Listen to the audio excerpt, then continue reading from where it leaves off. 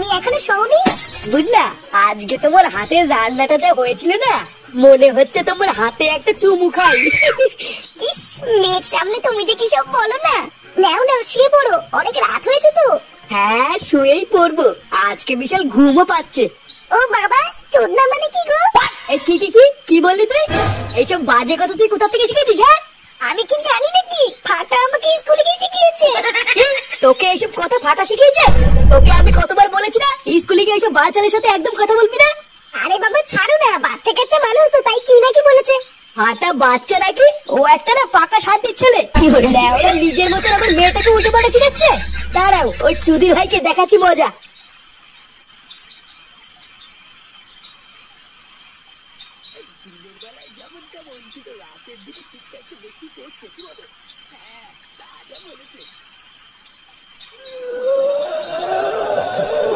কি হলো কাকা, থেমে গেলে যে? কেমন যেন একটা আজব শব্দ আসছে না? শব্দ কই? ও মনের ভুলে কি নাকি শুনেছ? চলো চলো। আর না রে হরি, একটু ভালো করে কান পেতে শোন, আমি কেমন যেন একটা শব্দ পাচ্ছি। ও তোমার বুড়ো বয়সে বিবৃতি হয়েছে কাকা, আর এই শীতের মধ্যে দাঁড়িয়েও না। চলো চলো কাকা, তুমি মনে হচ্ছে ঠিকই শুনেছিলে গো। এটা আবার কিসের শব্দ? হ্যাঁ রে হরি, জায়গাটা না খুব একটা ভালো লাগছে না রে, আমাদের তাড়াতাড়ি এখান থেকে বেরোতে হবে। কাকা,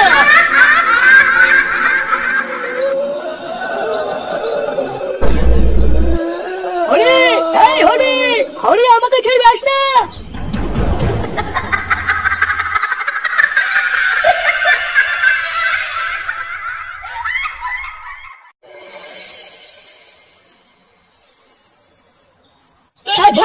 তোর এত বড় সাহস, এতবার বেড়ে গেছিস তুই? ভাই, আমার দেখে উল্টো পাল্টা শিখাবি? তোকে আমি বলেছি না স্কুলে গিয়ে আমার মেয়ের থেকে 2 দিনে থাকবি, আর তোর এত বড় সাহস, তুই আমার মেয়েকে খিস্তি শিখিয়েছিস? দেখ পল্টু, আমি কিন্তু শেষবারের মতন বলছি, আমার দাদু ভাইকে ছেড়ে দে। ছেড়ে দে? ছেড়ে দে বললি হয়ে গেল নাকি? হ্যাঁ না রে পল্টু, একদম ছাড়বি না। এই চুদির ভাই সেটা ভেঙে পুরো ফালা ফালা করে দিবি। আমার জীবনটা পুরো ধ্বংস করে দিয়েছে। মারবো না।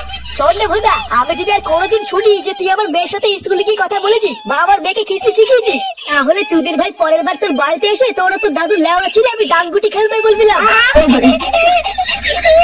আচ্ছা ঠিক আছে, আমি আর কোনোদিন কথা বলবো না।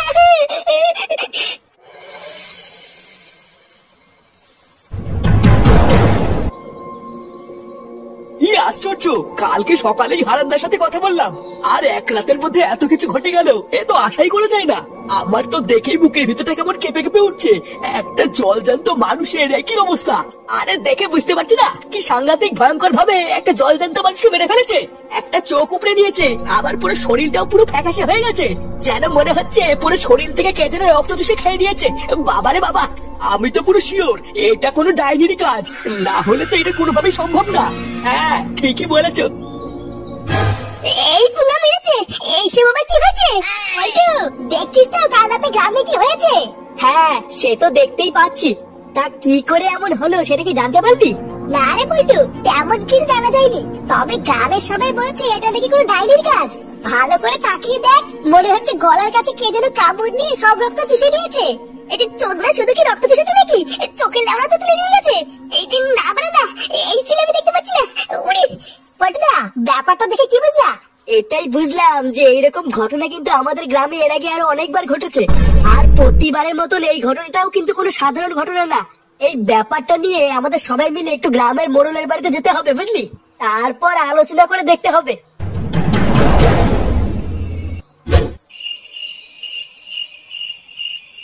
তা মোড়ল মশাই, গ্রামে কি হয়েছে সবই তো শুনলেন, এবার বলুন কি করা যায়? দেখো, এই বিষয়ে আমি আর তোমাদেরকে কি বা বলবো আর কি বা করবো বলো। আমি হইলাম গিয়ে এই ভাতারবাড়ি গ্রামের ছোট্ট একটা মোড়ল, তাই না? সেইখানে দাঁড়ায় আমার কাজ হইলো কিনা গ্রামের যদি কেউ অপরাধ করে তার শাস্তি দেওয়া। এখন এর থেকে বেশি তো আমি আর কিছু করতে পারতেছি না, তাই না? কিন্তু মোড়ল মশাই, আপনি যদি আমাদের পাশে থাকতেন তাহলে আমরা আসল দোষীকে খুব তাড়াতাড়ি খুঁজে বের করতে পারতাম।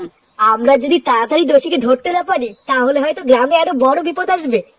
দেখো পল্টু, হ্যাঁ মানতাছি তোমরা একটা ক্লাবের সদস্য, তোমাদের একটা দায়িত্ববোধ আছে, কিন্তু তোমরা ছাড়াও তো এই গ্রামে আরো 2-4টে ক্লাব আছে নাকি?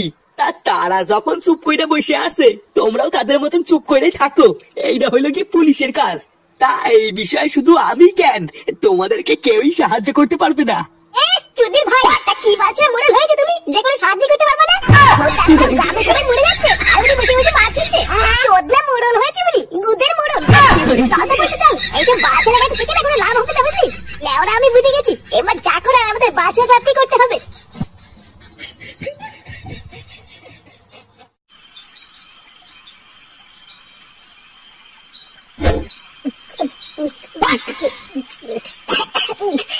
লেওড়ার বাল কোনো চুদলাই কোনো কাজের না, জানিস তো? ওটা আমরা কত আশা করে গেলাম, ভাবলাম গ্রামের মোড়ল হয় হয়তো করে সাহায্য টাহায্য পাবো। আর বোকাচোদা মোড়ল বলে কিনা এটা নাকি উনার কাজ না। তা উনার কাজটা কি? হ্যান্ডেল করা? চোদনা, আমি যদি গ্রামের মোড়ল হতাম না তাহলে দেখিয়ে দিতাম চোদন কাকে বলে। হ্যাঁ সবই তো বুঝলাম, কিন্তু তুই এত খোঁজে যাচ্ছিস কেন?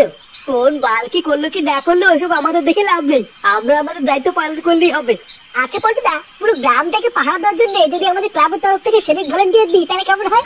আরে না না, পাগল হলে নাকি? ওই চোদনাগুলো আমার মোড়লের উপরে, লেওড়াগুলোকে করতে বলবো বাল আর করে ফেলবে, ছাড়, দরকার নেই। হ্যাঁ ঠিকই বলেছিস, অত ঝামেলার ভিতরে যাওয়ার দরকার নেই। দাঁড়া, কাল সকালটা হোক, তারপরে ঠান্ডা মাথায় ভেবে দেখতে হবে আমাদের ক্লাবের তরফ থেকে গ্রামের সেফটির জন্য কি করা যায়।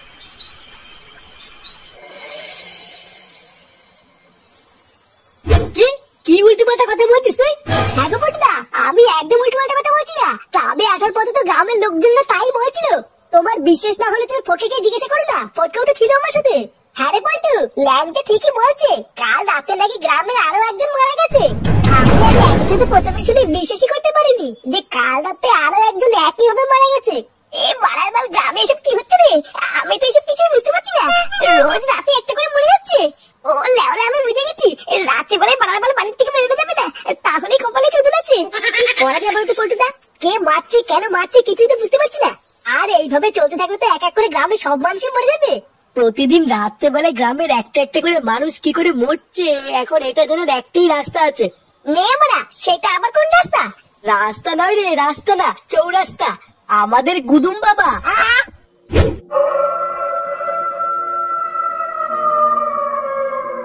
আরে চোদন, এই মালটা তো দেখছি উড়ে বেরোচ্ছে রে। হ্যাঁ ফুটো, হাত জোর কর। আরে দাঁড়া বাড়া, আগে বুঝতে দে ব্যাপারটা কি হচ্ছে এখানে। এই মালটা কি কোনো দড়ি টড়ি ধরে ঝুলে গেছে নাকি? বাবা আমাদের রক্ষা করো বাবা, আমরা অনেক দূর থেকে বিপদে পড়ে তোমার কাছে এসেছি। এখন আমাদের এই বিপদের সময় আপনি আমাদের শেষ ভরসা বাবা, আপনি আমাদের রক্ষা করুন। বল, কি করতে এসেছিস এখানে? ওই রক্তদোষের হাত থেকে মুক্তি পেতে? হ্যাঁ বাবা, তুমি তো সবই জানো, প্রতিদিন রাত্রিবেলায় আমাদের গ্রামের একজন করে মেরে ফেলছে, তুমি আমাদের এর হাত থেকে বাঁচাও বাবা। বম ক্রিং ক্রিং ছট, চোদন ঘরে চোদন খেয়ে গিয়েছে তার সম্মান, ছটফট করে তিলে তিলে নিয়েছে তার জান। এবার সে বদলা নিতে এসেছে এই গ্রামে, আসল দোষীর রক্ত খেয়ে মারবে সে প্রাণে। ছট।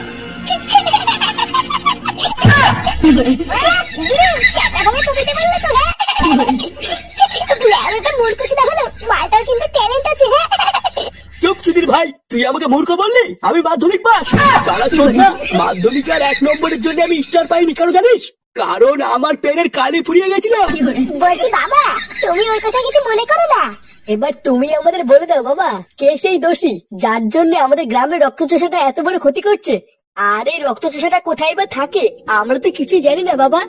ও থাকে একটা গভীর জঙ্গলের পুরনো বাড়িতে, আর রাতের অপেক্ষা করে, কারণ রাত হলেই ও প্রতিশোধ নেওয়ার জন্য ওর বাড়ি থেকে বেরিয়ে আসে। তারপর যাকে সামনে পায় তারই রক্ত চুষে খায়। কিন্তু বাবা, সেই দোষীটা কে যার জন্য ও আমাদের গ্রামের সবার রক্ত চুষে খাচ্ছে? সে আর কেউ নয়, তোদেরই গ্রামের মোড়ল। হ্যাঁ, আর ওই মোড়লকে ধরে তোরা যদি একবার কোনোভাবে ওই রক্তচোষার বাড়িতে নিয়ে যেতে পারিস, তবেই ওই মোড়লকে ওর নিজের হাতে মেরে তারপর শান্ত হবে, নয়তো আর হবে না।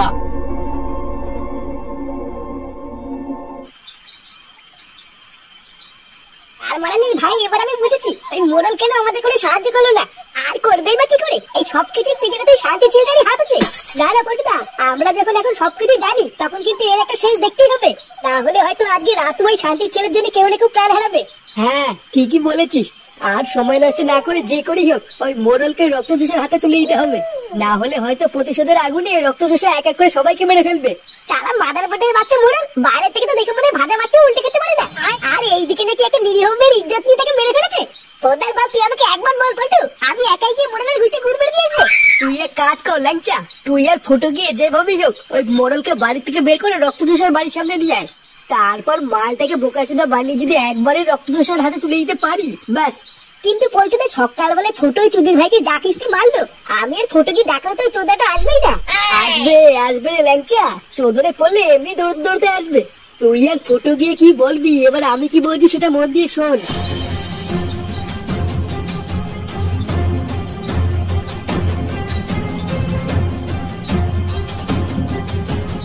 কি আমার কথা কি ক্লিয়ার নাকি ভেজাল আছে? আরে হ্যাঁ হ্যাঁ বুঝে গেছি বুঝে গেছি।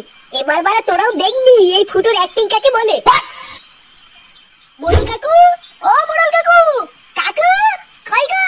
এই এত রাতে কি রে? এ কি তোরা, তোদের এত রাতে কি চাই? লেওড়া গুলো বেড়ে যা আমার বাড়ি থেকে। এ মা কাকু, তুমি তো দেখছি এখনো খোঁজে আছো। সকালে কথা কিছু মনে করো না কাকু, আসলে রাগ হয়ে গেছিল তো তাই কি নাকি বলে ফেলেছি। এই দেখ ছোকরা, রাত করে না নাটক মারবি না, ঠিক আছে? যা কবি তাড়াতাড়ি ক, না হলে বেরো। আরে কাকু, তোমার জন্য একটা হেভি খবর নিয়ে এসেছি গো, শুনলে তুমি এখনই লাফাবা। এই গ্রামে যে খুনগুলো হচ্ছিল না, সেই খুনিগুলোকে আমরা একটু আগে পাশের জঙ্গলে পুরো বাড়িতে ধরেছি। কি কস, ধরে ফেলাইছিস? আরে হ্যাঁ মানে হ্যাঁ, সত্যি ধরে ফেলেছি। পল্টুর ফটকে তো ওখানেই আছে। আর শুধু ধরিনি, ধরার পরে আমরা এটাও জানতে পেরেছি যে ওরা ডাকাত। ডাকাত? ডাকাতে করছে এই কাজ? হ্যাঁ গো কাকু, আর আমরা ধরার পরে এটাও জানতে পেরেছি ওদের কাছে প্রচুর টাকা পয়সা সোনা দানা আছে। হ্যাঁ মানে হ্যাঁ, প্রচুর প্রচুর। ওই জন্য তো লেওড়া তোমাকে ডাকতে এসেছি, তুমি হচ্ছে গ্রামের মোড়ল, ওইসব টাকা পয়সা সোনা দানা সব তোমার কাছে রেখে দেবে। এই সুদির ভাইগুলো রাত দুপুরে কয় কি টাকা পয়সা সোনা দানা অনেক কিছুই আছে। একবার যদি ওই টাকা পয়সা সোনা দানা গুলো হাতে পাই, আমি তো অনেক বড় লোক হয়ে যাবো না। এ দেখছি ঘরে লক্ষ্মী নিজেই হাইটে হাইটে আইছে, এই সুযোগ ছাড়া যাবে না। কই কই, চল চল আমাদের নিয়ে চল। আসো আসো কাকু, তাড়াতাড়ি আমাদের পিছন পিছন আসো।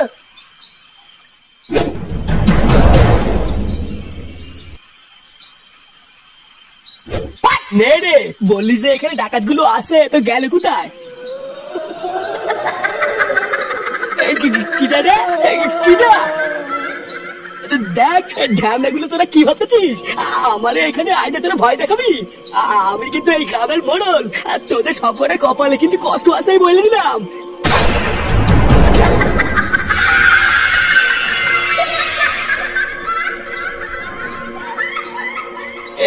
কি তুই? আমি তো তোরে মেরে ফেলেছিস তাই না? আজকে তোকে কে বাঁচাবে? এবার তোকে আমি তিলে তিলে মারবো, যেভাবে তুই আমাকে মেরেছিস। কি বলতেছিস এসব? আমার তুই মারবি?